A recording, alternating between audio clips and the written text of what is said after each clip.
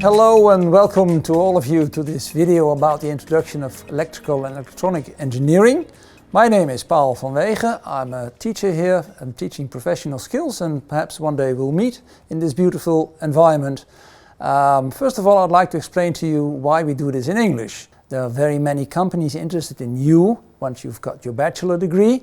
Companies like Shell, AMSL, NXP, they are in Holland, but giving work to very many electrical or electrotechnical engineers who look forward to doing their jobs all over the world with very many different cultures. So working together in different cultures is one of the main assets or benefits, as you like, of doing this study. What I'd also like to add is that even if you decide as a Dutchman to join this English education, you can start in the Dutch part as the propaduizer the first year, and afterwards in the second year switch over to the English part. As you find out that it may be much more interesting to do it in English once you've got a clear vision on your future. And you realize that all those major companies need people who speak and write fluent English. So let me explain to you what this course consists of. It's made out of 4 different areas which all have to do with the same thing, electrical engineering. To start off with, you've got industrial automation, you've got electronics, next to that you've got the power systems, and as last but not least you've got the embedded systems. Now my colleague Reed will explain to you more about it in depth. Thank you, Paul, for introducing me.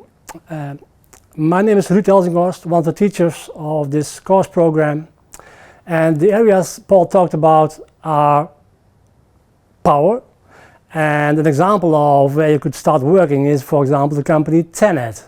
TenneT here in Arnhem, a big company, is taking care of the grid here in the Netherlands, and the grid above 50 kilovolts, above 50,000 volts, and they are, for example, now working on hubs on sea to get the energy from those windmills towards the mainland, and you could be one of the designers working in that area. Another area is industrial automation, and well, an example there is Van der Lande. They are taking care of the luggage on airports. So once you drop your luggage, it needs of course to go with the right plane, and they design and build equipment which is taking care of all that luggage and automate this. Another area is embedded systems. An example there is the smart thermostat at home. So you could be one of the designers working on those kind of systems, a smart thermostat holding a computer which is, well, made especially for this thermostat. And then we have electronics, area number 4, which is actually the enabler to be a designer in all the areas mentioned before. With electronics, well, you learn to create designs and circuits and do calculations. You learn math, and you will use the math to do the calculations needed for designing those circuits and to create printed circuit boards and whatever problems you need to solve. So let me explain what your work week looks like once you're here. We expect you to be pretty busy, and we expect you to work for at least 40 hours a week on several things. One of the things is, of course, that we've got classes in which we explain all kinds of theoretical things, approximately 12 hours a week, and you'll be sitting there with your fellow students working together. And next to that we've got all kinds of laboratories in which you try and do exercises and find out how things really work, doing kind of measurements and tests. Next to that we've got the projects, and those are the very interesting parts. You will work together in a small group of 5 or 6 students in which you will fix problems in order to get things running. And in this instance I really mean running. For in the first semester we expect you to build a robot car, and that is truly interesting, for we give you just some piece of equipment, and then you try and find out how to get things operating and working and really driving the robot car. You do that in a small group, and you spend approximately 10 to 12 hours a week on getting things fixed. and be able to demonstrate this robot car that it really works and does the things we ask you to do. Next to that, I've not finished yet, so as you can see it's really busy. We have got a special feature for all of you, which is the learning team.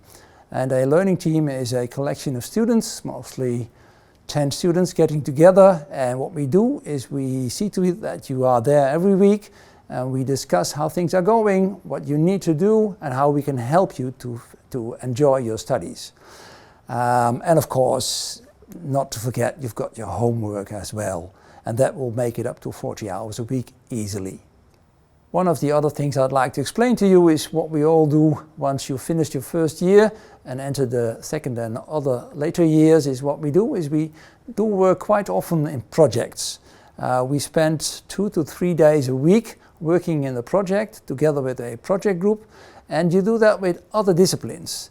And with other disciplines I mean people like students doing mechanical engineering and students doing product design, industrial product design, and you work together with those in order to finish and fix a problem from a real customer. We invite real customers with real problems, and you are there to solve it and actually design something that works and test it so that it truly works. And in that way you learn how to apply the theoretical things we teach you, and you learn to do that in the real practice. The other thing which is interesting I'd like to mention to you is that we expect a certain study attitude. And that means that we expect you to take initiative. We are here to guide you, but you are the ones who will ask the questions. We offer you all kinds of information, but you need to specialize. So that means we expect a certain study discipline in which you actually come up for your own goods. That means that you invest in yourself, and that means that you need to actually do something for that. It is no secondary education anymore. You're here, you've taken your chances, and now you must perform and do it on your own.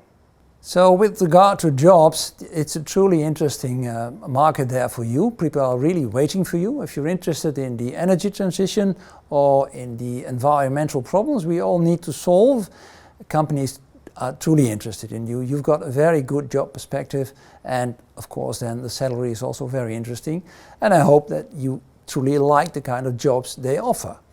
Now, in order to summarize, I'd like to ask you a couple of questions, and in the sense that are you inquisitive and curious? Are you a thinker or a doer? Then if your answer is yes, you're on the right track. Can you work and study independently? Can you motivate yourself when things get tough? Because it will get tough once in a while. And do you value collaboration? For that's what we truly think is important. You cannot solve things on your own. You need to work together. And like I just said, do you want a good job and lots of opportunities? If all these things are a yes, then please come and join us.